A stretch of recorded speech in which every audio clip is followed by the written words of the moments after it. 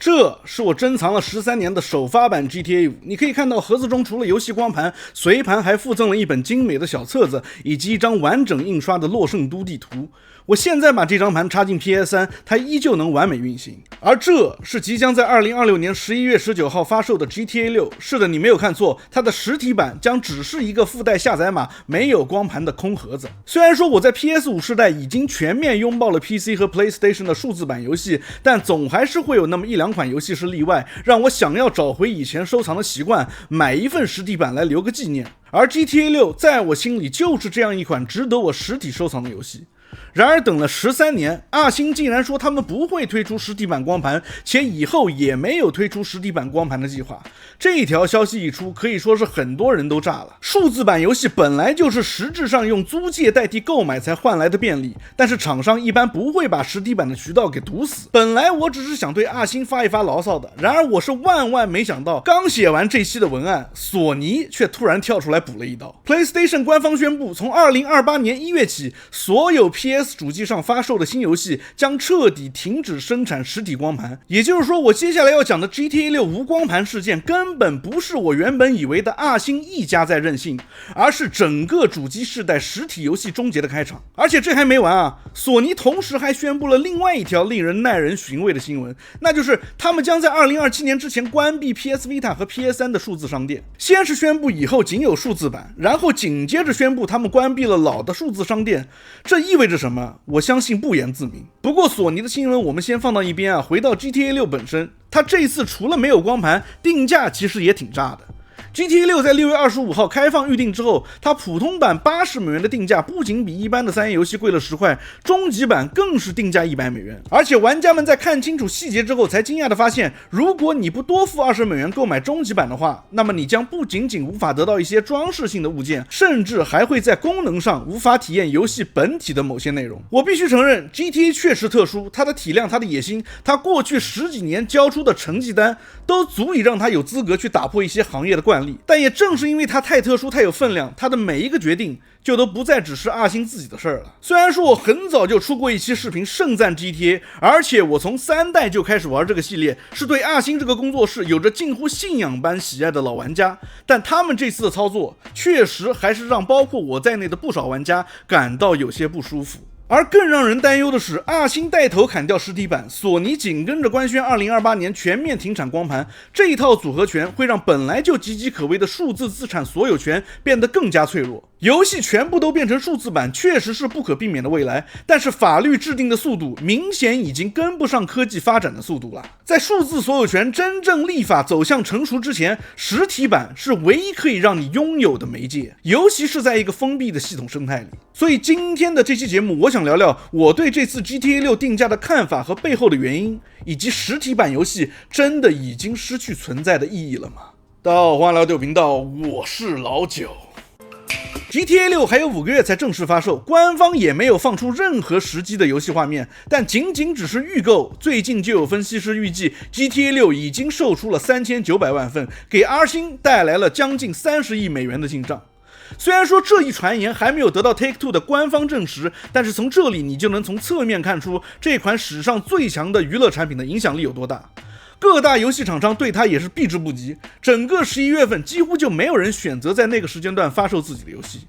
對我來說 GTA 這個系列最吸引我的地方在於 Rockstar 向來非常擅長以黑色幽默為手段對當代社會現象進行辛辣的諷刺。從目前放出來的預告片和截圖來看，網紅與直播文化似乎也會是 GTA 6諷刺的對象之一，再加上佛羅里達市的荒誕新聞、警察執法、AI 等當下熱點， GTA 6大概率會成為對2020年代美國互聯網生態和消費社會的一次全景式諷刺。這種把虛構世界和現實議題相互映照的手法一直都是這個系列的招牌，也是它能保持10幾年文化影響力的原因。但是很惡心的是 GTA 的這份影響力也讓整個遊戲行業裡的不少人打起了自己的算盤。美國銀行的分析師就曾經公開建議 Take-Two 把 GTA 6的定價定在100美元甚至更高，理由是整個陷入困境的游戲行業需要有人帶頭把價格往上頂一頂，這樣其他廠商跟進漲價的時候才有台階下。其他很多外媒的報道裡也提到，業內確實存在這樣一種期待，在，那就是只要 GTA 敢漲到100美元，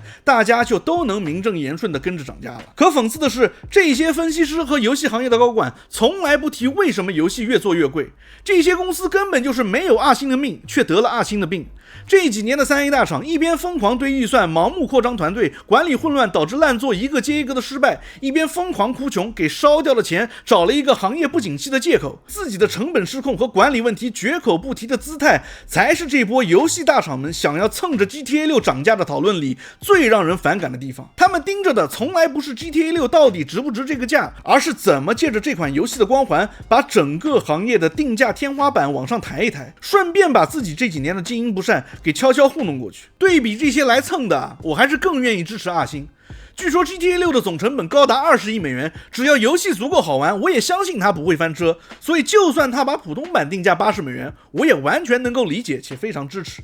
但是這個100美元的終極版中的內容，真的不免讓人心生疑慮啊！像是武器皮膚、人物皮膚以及載具這種純外觀上的物品，我個人覺得願意掏錢的人喜歡花錢購買無可厚非。但是把一些遊戲中的功能性地點鎖定在終極版之內，就有點不厚道了。比如說一些車輛的改裝店、美髮沙龍、服裝店、紋身店以及車庫這些場所都寫明了僅在終極版中開放營業。另外還有一些可以讓玩家進行突襲的幫派窩點，或者是包含經典車收藏的特殊委託，也都被鎖在了100美元的終極版之中。提供改造型改车的這些店鋪，不知道只是一家單獨的店鋪，還是那種連鎖店。只是一家單獨的商店那倒還行，但是如果是所有同名的連鎖店，以及後面提到的幫派據點以及獨佔任務都只有終極版才能用的話，那可真的就有點說不過去了。這種把功能性的店鋪和內容鎖在付費牆後面的做法，已經不僅僅是把完整遊戲拆開賣這麼簡單了，它本質上是一種極具心理操控性質的盈利模式。以往我們不買豪華版，那些額外的皮膚和 DLC 任務我們根本就看不到，它不存在於我們的遊戲世界裡，只要眼不見心不煩，我們依然可以沉浸在自己的世界中。但這一次 GTA 6使用了一種把整個世界都變成了沉浸式廣告的心理戰術。那些被鎖掉的紋身店、服裝店、車庫，他們會出現在遊戲的地圖裡。想象一下，如果你作為一名普通版的玩家，開着車路過這些地方，你明明能看到前门，能看到裡面精美的內部建模，甚至能看到 NPC 在裡面走動，但當你想要走過去互動的時候，遊戲這個時候會彈出一個窗口告訴你，對不起，由於你少付了20美元，這裡不對你開門。如果真的是這樣，那就讓我感覺2星或者是母公司 Take-Two 不是在給多花錢的人創造額外價值，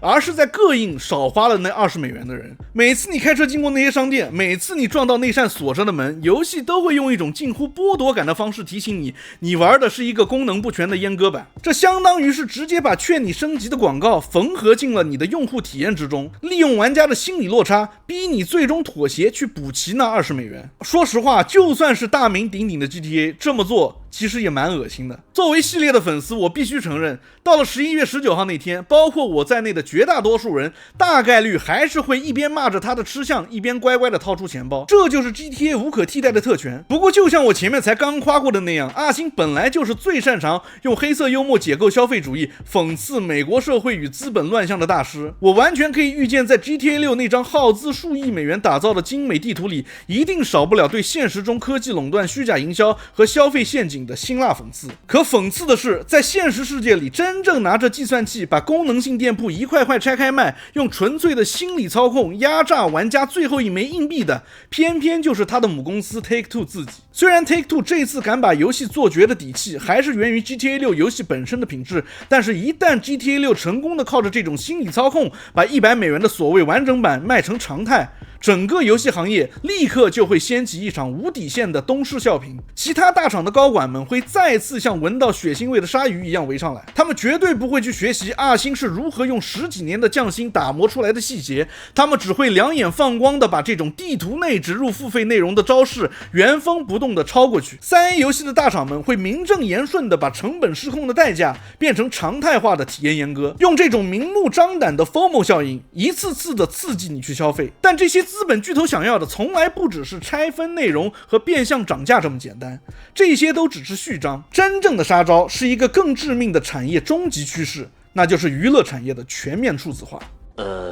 很久之前我不懂事的時候還吐槽過老任的鑰匙卡，沒想到這次2星和索尼像是商量好了一樣，直接來了一波大的。這一次 GTA 6的發售還有一個非常大的爭議，那就是就算你購買的是實體版遊戲，你的遊戲盒子中也将不再包含實體的游戏光碟，而只是会给你提供一個下載碼。這條消息剛剛傳出來的時候，網上一度有一種傳聞說阿星之所以這麼做，是為了在發售前夕防止遊戲提前偷跑和劇透。甚至前幾天海外還瘋傳了一張據稱是阿星客服的郵件截圖，裡面安慰玩家說，首發雖然只是盒子裝的下載碼，但發售幾個月後就會單獨補發真正的實體光盤。這讓不少傳統的實體盤收藏玩家抱有了一絲幻想，覺得這只是阿星為了應對首發風暴的一種权宜之計。然而還沒等大家鬆一口氣， IGN 和好萊塢報道等媒體就證實所謂的防止偷跑壓根兒就不是官方的理由，而那封客服郵件也只是一個徹頭徹尾的誤讀。阿星母公司 Take-Two 的真實計劃就是他們壓根儿就沒有為 GTA 6印制哪怕一張實體光盤的打算，不僅首發沒有，發售幾個月之後也不會有，而且很有可能以後永遠也不會有。後來索尼官方在7月1號官宣2028年之後不再提供實體版遊戲的消息一出，之前那些說阿星只是权宜之計，以後会補發實體版光盤的說法也就徹底沒了立足之地。索尼都已經把話挑明了，那就是2028年起，所有 PS 的新遊戲一律不再提供實體光盘。這直接證明了 GTA 6這次只給下載碼的操作壓根就不是什麼臨時手段，而是為了配合整個 PlayStation 平台方接下來要走的路。而星只是第一個被推出來試水的先锋，背後的原因其實也就不過2點。首先，也是最核心的，就是為了在物理层面上徹底消滅二手市场。大家都知道，一張實體光盤如果流向二手市场，被玩家們轉手个5次10次，中間流轉出來的再多產值，母公司 Take-Two 和索尼也拿不到1分錢的分成。但現在遊戲強制只有數字版的情況，就等於是徹底絕了二手的後路，強行逼着那幾千萬的玩家，每一個都必須去老老實實的給他貢獻一份絕對的全額的一手銷量。之前 PS4 的 E3 發布會上，索尼的前工作室高管為了嘲諷 Xbox 而示範如何分享實體光盤的視頻，一下子就顯得極其諷刺。不過就像我上一期說過的，評價一件事情永遠不能脫離它所處的時代週期。當時索尼工作室的負責人還是吉田修平這種懂遊戲的人，確實比 Hermen Hulst 的這種吉姆萊恩的 Yes Man 要強上太多。其次，不再做實體版的第二個原因，就是為了消除高昂的硬件與物流成本，以及實體零售商的分成。以 GTA 6如今展現出來的恐怖體量，如果真的要塞進光盤，普通光盤根本裝不下，它必須要使用成本更高的高容量4層藍光盤，甚至可能得用到雙盤或者是3盤的包裝，再加上壓盤包裝、跨國物流、倉儲以及線下中間商的層層抽成，這是一筆天文數字。如果一款爆款遊戲都覺得實體版麻煩，那作為3A 主機平台一哥的索尼肯定就更是如此了。過去1年 PS4、PS5 上購買的完整遊戲將近4/5都已經是數字版，光盤早就不是主流，只是少數收藏黨還在苦苦支撐最後的銷量。站在索尼的角度來說，繼續為這一小撮人維持整條實體光盤的產業鏈，等於純粹是在為一個正在萎縮的用戶群體倒貼錢。索尼在官方公告裡給出的理由也很官方，說這是為了順應消費者的偏好，從實體轉向數字的自然趨勢。這句話如果翻譯一下，它的意思就是，與其伺候那不到20%的少數派，不如乾脆連這條產線一起砍掉，把成本和物流的包袱徹底甩乾淨。這兩筆賬，不管是為了消滅二手市場，還是砍掉物流成本，跟我們這些掏錢的玩家也都沒有半點關係。你也別指望成本下來了，它就會降價。就現在這個硬件漲價的趨勢和索尼還沒發的2款服務型遊戲來看，以後不漲價漲太多就已經是謝天謝地了。數字版再方便，也不該成為讓實體玩家集體斷頭的理由。索尼這波是直接剝奪了你選擇的權利。雖然我知道現在80%的 PS 玩家和90%的 Xbox 玩家以及100%的 PC 玩家都已經全面擁抱數字化了，但是其實很多玩家都是那種混合購買的類型，都是那種實體版我可以用的少，但是不能沒有的心態。而且我們也是在數字版遊戲所對應的法律遠遠還沒到位的情況下，才掉入了這個名為方便的陷阱。法律的定制效率已經跟不上科技發展的速度了，而這些大公司正在利用這一點剝奪你擁有的權利。我們現在自以為買斷的遊戲，在現行的法律框架下，本質上就是一場披着買斷外衣的長期合法租借。而且其實就算是實體版遊戲，在法律上也只是光盤本身這個物理介質屬於玩家，光盤上的遊戲數據的所有權自始至終都不屬於你，它完全屬於遊戲公司。這就是為什麼當年育碧會在標酷車神下架的時候，能理直氣壯地說出玩家需要習慣不再擁有自己的遊戲。GTA 6和 PS6 以後的遊戏，如果還有實體版，等哪天游戏平台的服務不在了，你有机器有光盘，你依舊可以玩到它。但现在这种只有数字版的情况，本质上就是把这些游戏全部都变成了一份随时可以被撤销的临时租借合同。而且就在索尼官宣停产实体光盘的同一天，他们还甩出了另外一条消息。PS3 和 PS Vita 的数字商店将在2027年前关闭。索尼倒是留了一句安慰的话，說商店關閉之後，你已經買過的內容在可預見的未來依然可以下載。但問題恰恰就出在這句可預見的未來上，這本身就是一句沒有任何法律約束的空話。索尼想讓它可預見多久就可以可預見多久。今天他們可以繼續下載，不代表5年、10年以後這句承諾依然有效。如果你當年買的是數字版的 GTA 5，你所擁有的從來都不是這款遊戲本身，而是索尼一句隨時可以改口的口頭承諾。而現實已經不止一次證明這種承諾有多脆弱。前2天 PlayStation 還宣布他們將在9月1號從其用戶的賬戶中刪除超過500部用戶已經購買過的電影。雖然說這是索尼與電影公司合約到期之後的無奈之舉，但它再一次敲響了數字資產所有權的警鐘。這就是為什麼我會在之前的好幾期視頻裡都曾經大篇幅的跟進和介紹席捲全球的停止殺死遊戲運動。這場由玩家自發組織的數字所有權抗爭運動，核心訴求其實非常簡單且純粹，那就是得讓花錢買了遊戲的人，在廠商停止支援之後，還能繼續玩手裡的遊戲。廠商不能一刀切的把遊戲從玩家的遊戲庫裡給刪了，讓它徹底的變成電子垃圾。在更深的層面，這場運動指向的是數字時代的一個根本性問題，那就是當我們花錢購買一款遊戲或者其他數字商品時，我們實際獲得的到底是可以長期佔有的個人財產，還是說只是廠商可以隨時收回的使用許可？而 GTA 6的空盒子、索尼的實體光盤停產、PS3 和 PS Vita 商店的關閉，還有那500多部憑空消失的 PS 電影，其實早就替我們回答了這個問題。這些數字內容從來都不是你的財產，而是一份寫在用戶協議第58頁，你永遠不會去點開細看的廠商隨時可以單方面撕毀的使用許可。Later. 回到我開頭問的那個問題，實體版遊戲真的已經失去意義了嗎？如果你問的是實體光盤作為一種存儲介質的意義，那答案可能確實是肯定的。高速低成本的網絡下載渠道確實讓塞滿整個房間的光盤櫃變成了一種情懷，而不是必需品。但如果你問的是實體版所代表的那份所有權，那我的答案是否定的，而且是斬釘截鐵的否定。這13年來我壓在櫃子裡的這張 GTA 5光盤，它值錢的地方從來都不是那張能夠反光的塑料片，而是不管索尼的服務器哪天關閉，不管阿星哪天被收購，哪天覺得這款遊戲不再具備商業價值，只要我這台PS3 還能通電，這張盤插進去，我就永遠能夠回到洛聖都。這是一份寫在物理世界裡，在數字資產所有權完善立法之前，沒人能夠單方面撕毀的契約。而 GTA 6和索尼現在給我的是一個印着下載碼的空盒子，說到底就是一張收據。它更像是索尼和 Take-Two